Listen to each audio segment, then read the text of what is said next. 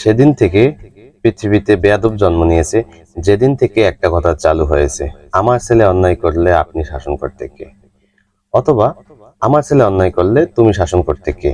এই কথাটা শিক্ষকদের বেলায় প্রযোজ্য, একজন সাধারণ মানুষের বেলায় প্রযোজ্য। যদি কারো ছেলে অথবা মেয়ে কোনো অন্যায় করে, যদি কেউ শাসন করে, তখন তাকে বলে আমার ছেলে মেয়ে অন্যায় করলে তুমি শাসন করতে কে, আমার কাছে বলো নাই কেন।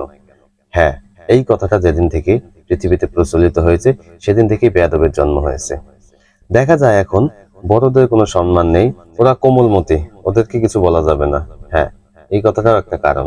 কারণ হচ্ছে, যে শাসন পাওয়ার যোগ্য তাকে শাসন করতে হবে, যে আদর পাওয়ার যোগ্য তাকে আদর করতে হবে।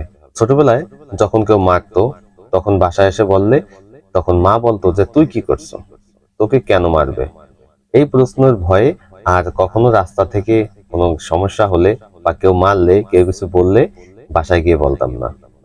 সেই দিকে মনের মধ্যে একটা ভয় কাজ করে এখন পর্যন্ত।